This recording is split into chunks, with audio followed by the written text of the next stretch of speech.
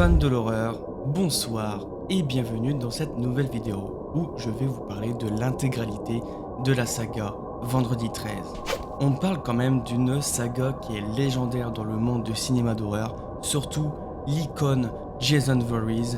En total, il y a 12 films, et oui, parce que je prends en considération Freddy contre Jason et aussi le remake de 2009. Comme d'habitude, vous connaissez la formule, je vais vous donner mon classement personnel du pire jusqu'au meilleur de la saga Vendredi 13, et c'est maintenant.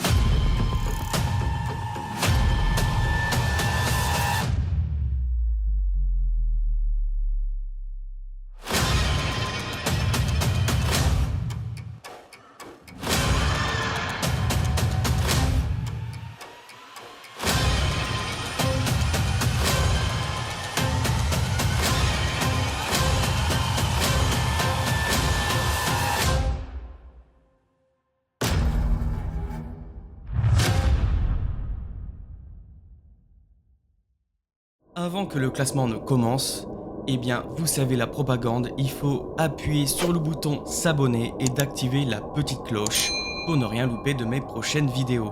Et aussi de mettre le gros pouce bleu de l'horreur, ça fait toujours plaisir et en plus de ça, ça soutient mon travail.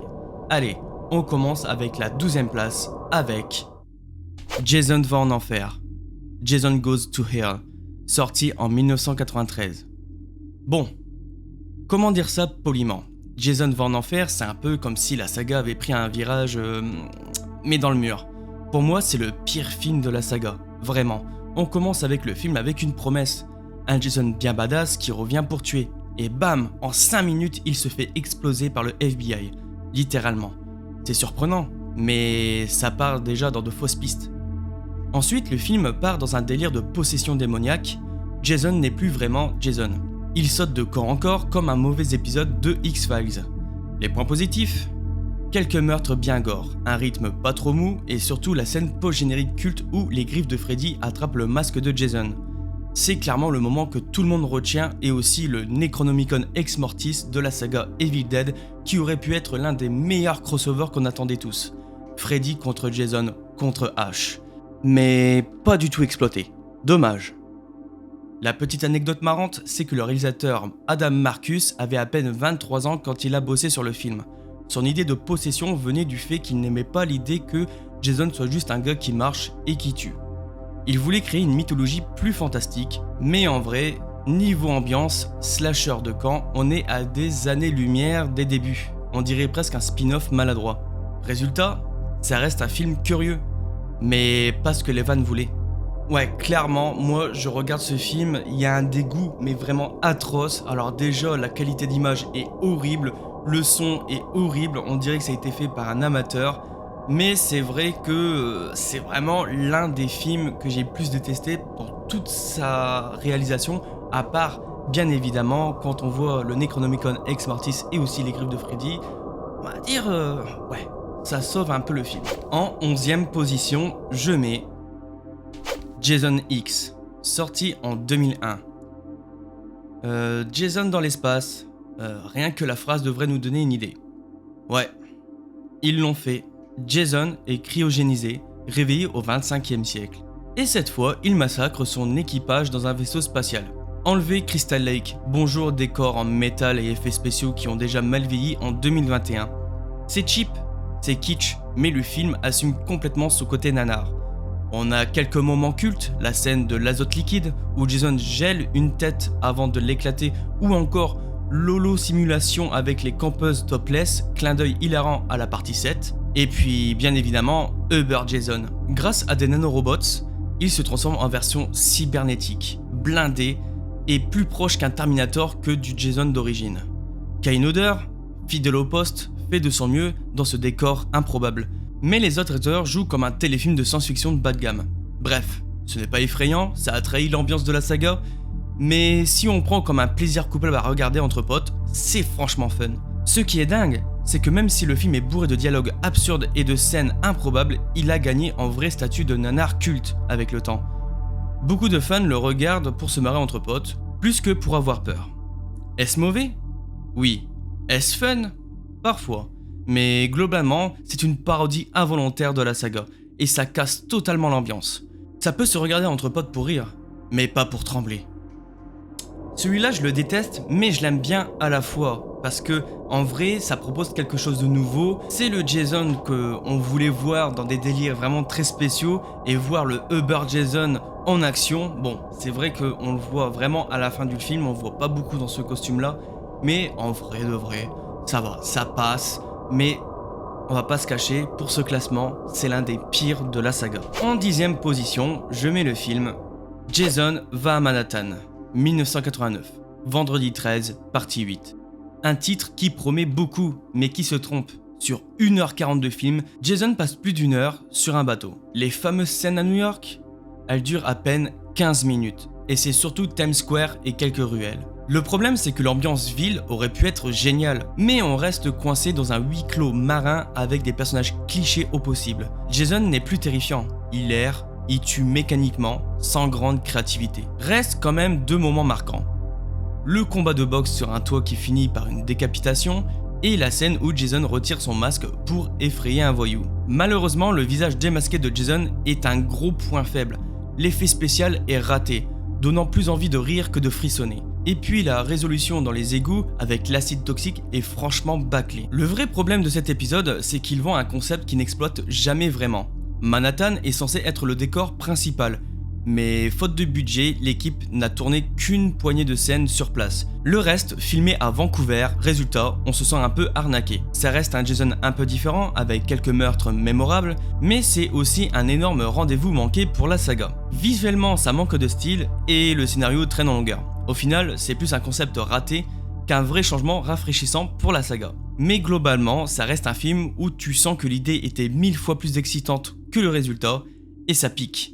C'est comme si on te vendait un Jason à Disneyland et qu'au final, il passait tout son temps dans le parking.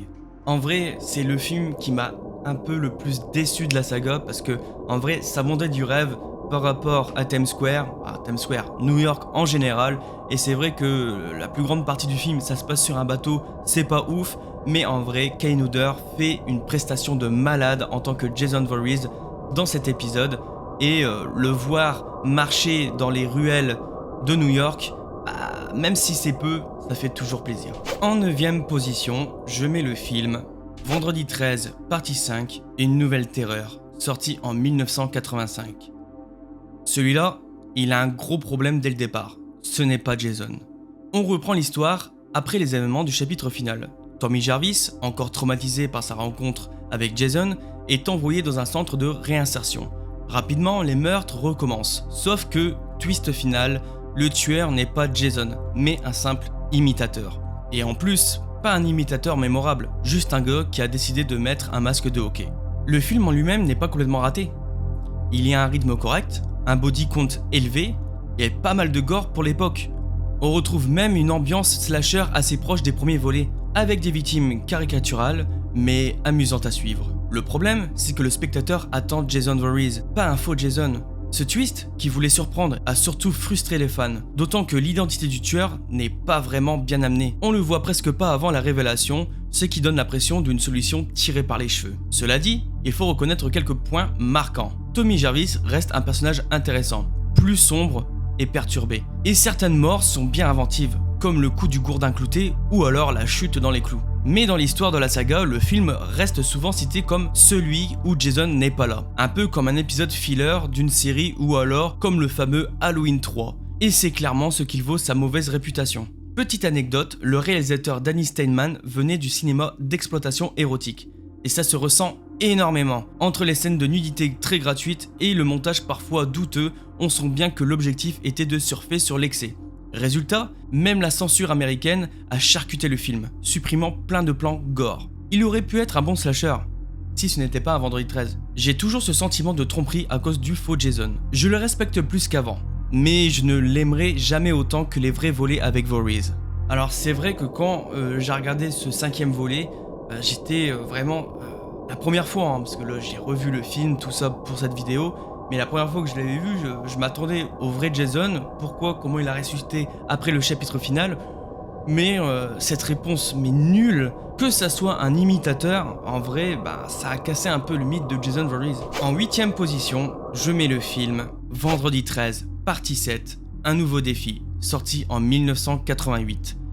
Ici, les scénaristes ont tenté un concept inédit, Jason contre une fille au pouvoir télékinétique. Oui, en gros, une sorte de Carrie White version Crystal Lake. L'histoire suit Tina, une ado traumatisée qui, après un accident tragique dans son enfance, développe des capacités psychiques. En revenant sur les lieux, elle libère par accident Jason, évidemment. Et là, on attend un combat surnaturel contre le tueur au masque de hockey. Sur le papier, c'est une super idée. Dans les faits, le film est un peu frustrant. Pourquoi ? Parce que la censure a frappé très fort. La censure américaine a coupé énormément de gore, réduisant les meurtres à des versions ultra rapides et moins marquants que dans les épisodes précédents. Petite anecdote, le fameux meurtre du sac de couchage où Jason chope une victime enfermée dedans et la fracasse contre un arbre a été réduit à un seul coup dans le montage final. À l'origine, il y en avait plusieurs, et c'était beaucoup plus violent. Et pourtant, même en version light, c'est devenu l'une des scènes les plus cultes de toute la saga. Comme quoi, parfois la simplicité marque plus que l'excès. Par contre, le look de Jason est incroyable. Kane Hodder, dans son premier rôle en tant que Jason, apporte une présence physique monstrueuse. Son costume montre un Jason décomposé avec des os visibles, la colonne vertébrale qui ressort et même une mâchoire abîmée. C'est sans doute le design le plus effrayant de la saga. L'affrontement final entre Tina et Jason est fun, avec des effets pratiques parfois kitsch, les câbles visibles, les explosions un peu cheap, mais il apporte une énergie nouvelle. On sort enfin du schéma course-poursuite, un coup de machette, final pour un duel presque fantastique. En résumé, la partie 7 est un épisode audacieux mais inégal. L'idée est brillante, Jason est top visuellement, mais le manque de gore et quelques longueurs l'empêchent d'atteindre des sommets de la saga. En vrai, le look de ce Jason est vraiment incroyable, c'est l'un des meilleurs Jason top visuellement de ma saga, en vrai. Mais c'est vrai que ce côté un peu combat de pouvoir surnaturel dans cet épisode, eh bien ça enlève un peu le mythe de la saga. En vrai, qu'il y aurait que Jason qui serait immortel et qui aurait des pouvoirs un peu vraiment surnaturels.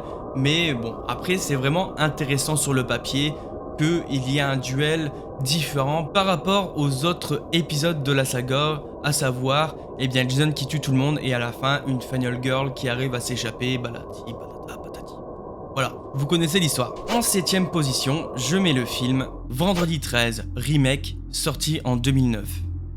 En 2009, Michael Bay, via la société Platinum Dunes, décide de relancer la saga Vendredi 13. Derrière la caméra, on retrouve Marcus Nispel. Déjà réalisateur du remake de Massacre à la tronçonneuse en 2003, l'idée, moderniser Jason pour une nouvelle génération et attirer aussi les vieux fans. Le film ne se contente pas de refaire le premier opus, il concentre en fait les 3 premiers volets. L'intro de quelques minutes résume la fin de la partie 1 avec Pamela Voorhees. Puis on enchaîne sur un Jason jeune adulte, avec son fameux masque en toile de jute, avant de le voir récupérer enfin le masque de hockey. Ce Jason là est plus rapide, plus agressif, et surtout plus intelligent. Il tend des pièges, il utilise un réseau de tunnels pour se déplacer, il traque aussi ses victimes comme un vrai chasseur. C'est un changement qui divise, certains l'adorent et d'autres le trouvent qu'il perd un peu son côté force brutale implacable. Derek Mears, l'acteur qui joue Jason ici, a reçu beaucoup de louanges pour sa performance. Plus physique, plus intense et pourtant humain. Il a même déclaré qu'il voulait rendre Jason plus animal comme un chasseur dans son territoire. Et franchement, ça se sent. Visuellement, le film est superbe. Éclairage soigné, forêt inquiétante, mise en scène nerveuse, les meurtres sont inventifs, parfois très violents. Comme par exemple la flèche dans la tête en pleine navigation, la pendaison au-dessus du feu, et le rythme est soutenu dès le départ. Là où ça coince, c'est du côté des personnages. On est dans un cliché pur et dur du slasher moderne avec une bande de jeunes arrogants, caricaturaux et parfois insupportables. Résultat, on a tendance à attendre leur mort avec impatience plutôt qu'à s'inquiéter pour eux. Au final, ce remake est un slasher efficace et généreux, qui ne révolutionne pas la saga, mais propose une version plus musclée et visuellement soignée de Jason. Pas parfait, mais largement plus solide que certains épisodes des années 80. Voilà, comme je l'ai dit précédemment, juste un instant, c'est vrai que ce Vendredi 13 remake divise beaucoup les fans. Moi, je fais partie de cette team qui n'avait pas trop aimé le remake à l'époque à sa sortie parce que je me suis dit non mais attends, pourquoi un Jason aussi intelligent, pourquoi un Jason qui court, tout ça. Et en fait, en le regardant pour cette vidéo, en fait, j'aime énormément ce remake de 2009 avec une vision vraiment plus adulte parce que je l'avais vu quand j'étais enfant. Et là, en vrai, j'ai vraiment aimé ce Jason, vraiment beaucoup plus brutal. Et l'une des excuses, en vrai, pourquoi je détestais ce Jason, c'est qu'il courait. Mais en fait, je me suis rendu compte qu'il courait presque dans tous les épisodes de la saga. En fait, mon excuse n'est pas valide. Donc en vrai, je le dis haut et fort, ce remake est un très bon Vendredi 13. En 6ème position, je mets le film Vendredi 13, partie 3. Meurtre en 3 dimensions, sorti en 1982. Cet épisode, c'est un vrai tournant dans la saga. Car c'est ici que Jason enfile pour la première fois son masque de hockey et deviendra son symbole éternel. Avant ça, dans la partie 2, il portait juste un sac en toile de jute. Pas vraiment iconique. Le film a été tourné en 3D, ce qui à l'époque était un gros argument marketing. Résultat, on a plein de petits effets pensés pour jaillir de l'écran. Une flèche qui fonce vers la caméra, un yo-yo qui descend, des bâtons pointés vers l'objectif. C'est amusant, aujourd'hui même si en 2D, ça frôle parfois le ridicule.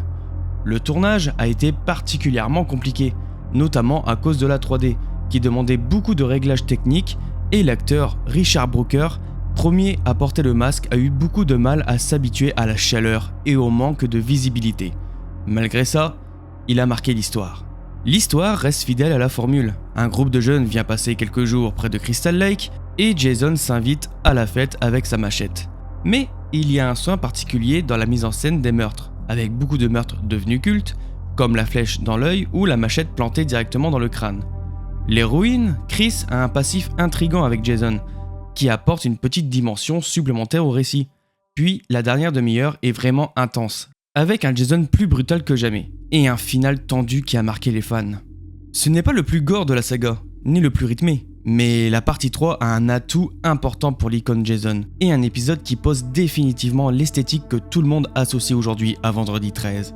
J'ai un vrai attachement à celui-ci, c'est pas le plus parfait, mais c'est là que Jason devient Jason. À chaque fois que je le revois, je ressens une petite excitation quand il chope enfin le masque de hockey. C'est l'épisode où l'icône naît.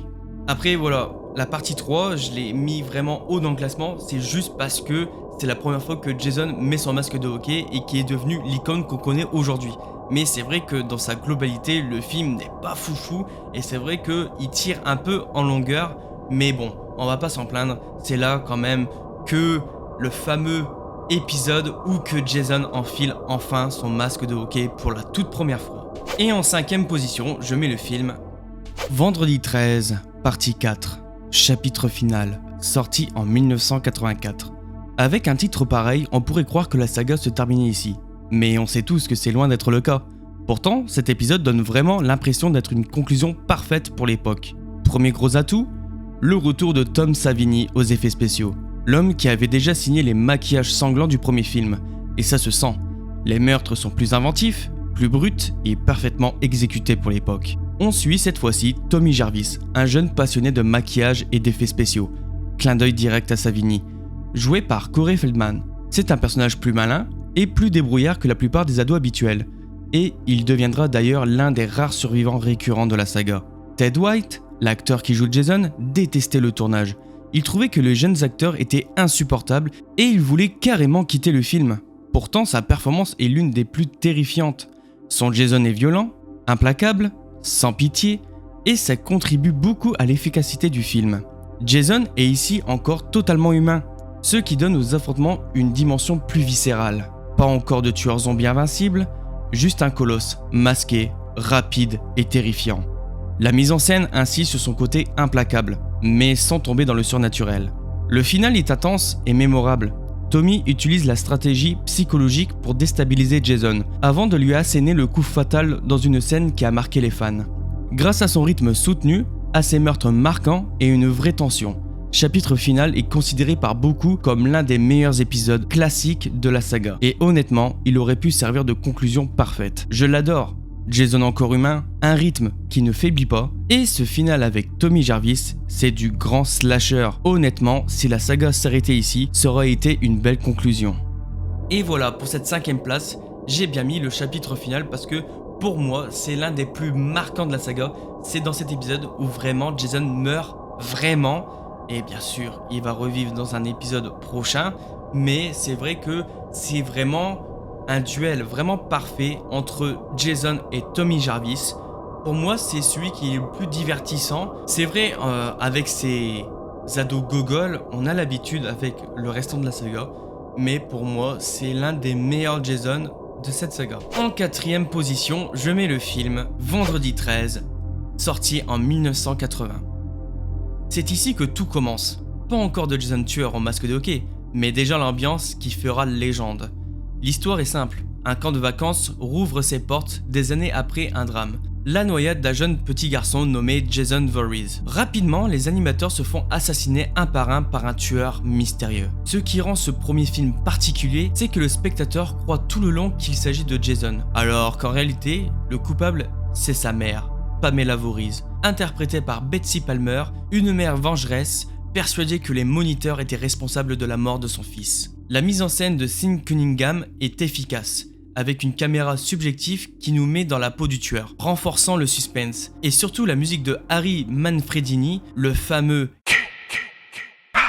né ici, et deviendra l'une des signatures sonores les plus iconiques du cinéma d'horreur. Côté gore, le film se démarque déjà grâce au travail de Tom Savini. La gorge tranchée de Kevin Bacon reste un moment culte. Ce premier opus n'est pas le plus sanglant ni le plus rythmé, mais il pose toutes les bases, l'isolement, le slasher un par un, le twist final.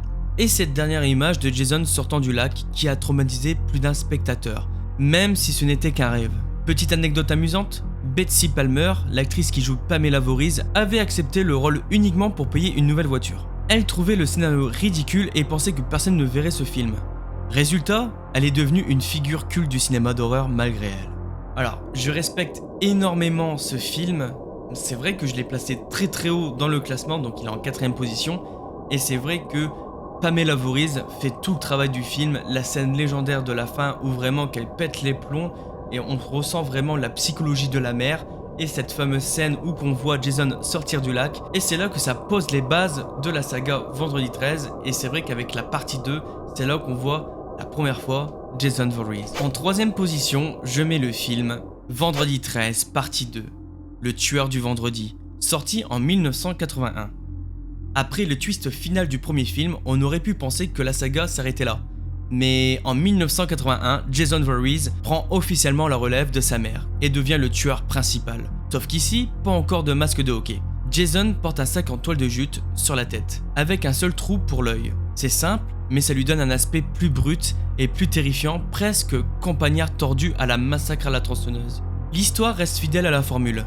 Un nouveau groupe de jeunes s'installe près de Crystal Lake pour un stage de moniteur, et Jason s'occupe de réduire l'effectif. Mais là où le film se démarque, c'est dans l'intensité des meurtres, et l'atmosphère beaucoup plus oppressante. On a plusieurs meurtres devenus cultes, la machette dans le visage du type en chaise roulante, la lance plantée à travers un couple pendant l'acte, clin d'œil direct à la baie sanglante de Mario Bava, le film ose plus et frappe fort. Et surtout, il nous offre l'un des meilleurs final girls de la saga, Ginny, une héroïne intelligente qui utilise la psychologie pour déstabiliser Jason, en se faisant passer pour sa mère. La scène où Jason s'agenouille devant elle est à la fois perturbante et mémorable. La partie 2 n'est pas juste une suite opportuniste, c'est le vrai acte de naissance du Jason tueur. Même sans son masque iconique, il s'impose déjà comme une présence monstrueuse qui ne laissera plus la saga lui échapper. La fin du film devait être encore plus choquante. Une scène coupée montrait Jason décapitant Ginny dans le rêve final. Mais la production a préféré rester sur une fin plus ouverte, avec Jason surgissant sans son sac pour attaquer. Et honnêtement, ça marche très bien comme ça. Je trouve qu'il a vieilli comme un bon vin. Jason en sac de toile, Ginny en funnel girl génial et une intensité qui me plaît toujours autant. C'est l'un des épisodes que je peux revoir sans m'ennuyer. Donc oui, c'est vraiment cet épisode-là, en vrai, qu'on voit vraiment le premier Jason. Bon, c'est vrai, il a un sac de toile de jute sur la tête, mais en vrai, je le trouve vraiment terrifiant dans cet épisode et les meurtres sont vraiment très efficaces. Et pour moi, Ginny est l'une des meilleures funnel girls de l'histoire des slashers. Mais c'est vrai que je garde quand même Jamie Lee Curtis dans le rôle de Laurie Strode dans la saga Halloween en termes de meilleure funnel girl et surtout Scream Queen pour l'époque des années 80. Enfin, on arrive à la deuxième position de ce classement.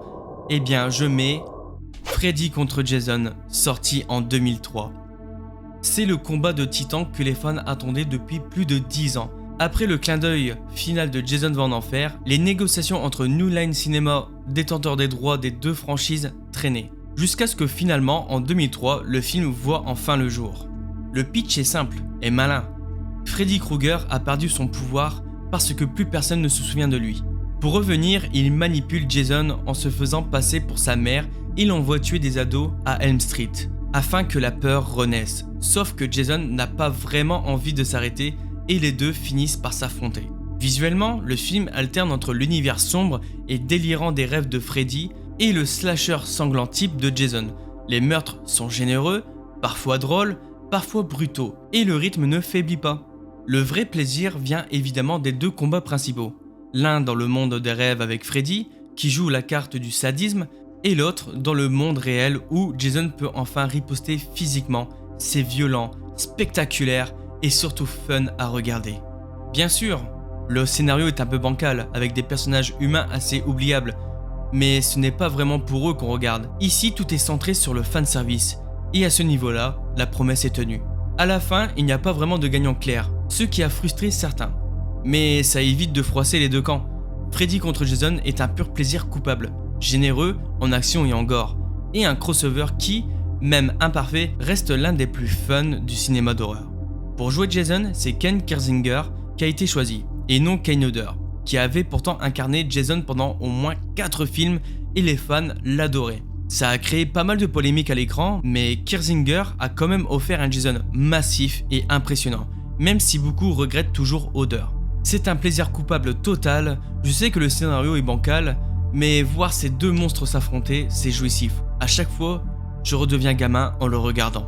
Bah ouais, je sais que le deuxième film de la saga Vendredi 13, c'est un crossover. J'y peux rien.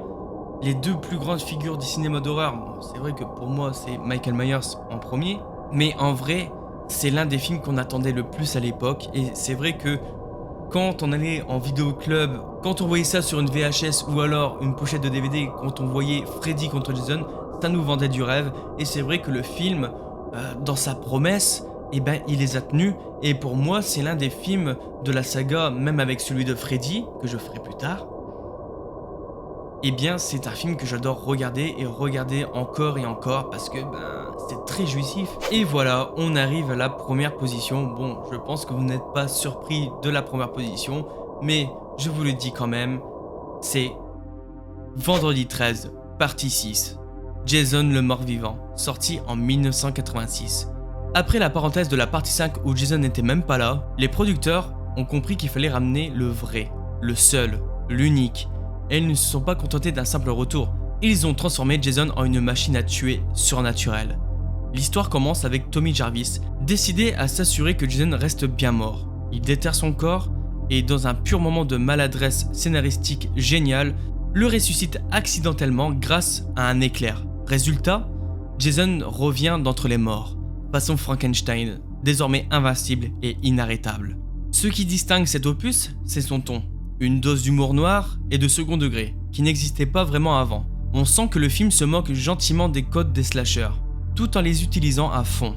Des clins d'œil à James Bond dans l'ouverture, des dialogues ironiques, et même des gags visuels ponctant le massacre. Côté meurtre, on est servi. Jason transperce un couple avec une seule lance, décapite, écrase, brise, toujours avec une mise en scène inventive. Le rythme est impeccable, pas de longueur, une alternance parfaite entre tension et action. Visuellement, Jason est au sommet de sa présence iconique. Grand, massif, imperturbable. C.G. Graham, qui incarne ici Jason, lui donne une allure vraiment inhumaine, renforcée par son statut de mort-vivant. Jason le mort-vivant reste un équilibre rare. Il est fun, gore, rythmé et en même temps suffisamment conscient de ses excès pour que tout ça devienne jubilatoire. C'est pour moi le meilleur épisode de la saga, celui qui définit le Jason qu'on imagine tous, et qui montre que parfois un éclair mal placé peut donner naissance à une légende. Celui-là, c'est mon petit bonheur à moi. Il a tout, le fun, le rythme, l'humour noir, les meurtres inventifs et un Jason mythique. C'est le film que je revois le plus et celui qui me rappelle pourquoi j'adore cette saga. Voilà, je vous ai donné mon classement des 12 films de la saga Vendredi 13. En tout cas, merci d'avoir regardé la vidéo jusqu'au bout, ça fait extrêmement plaisir. Mais n'oubliez pas, dites-moi en commentaire votre classement de la saga Vendredi 13. J'aimerais savoir si vous avez le même classement que le mien ou alors très différent. Ça serait super de débattre avec vous au sujet de cette saga qui est mythique. Et je pense que c'est cette saga qui a vraiment fait aimer le cinéma d'horreur et ou alors introduit dans le cinéma d'horreur. C'est peut-être grâce à cette saga, moi en tout cas, c'est aussi une partie grâce à cette saga que j'aime le slasher, que j'aime Halloween, tout ça, même si j'ai connu Halloween avant et Chucky. Mais c'est vrai que Vendredi 13, il fait partie des plus grands, en vrai. Même si les films ne sont pas très bons en règle générale, mais c'est devenu quand même l'iconisation du slasher grâce à ce fameux personnage et tueur iconique au masque de hockey qui est Jason Voorhees. Sur ce, je vous laisse, je vous dis à la prochaine, mais surtout, je dis bien surtout, ne faites pas de cauchemars.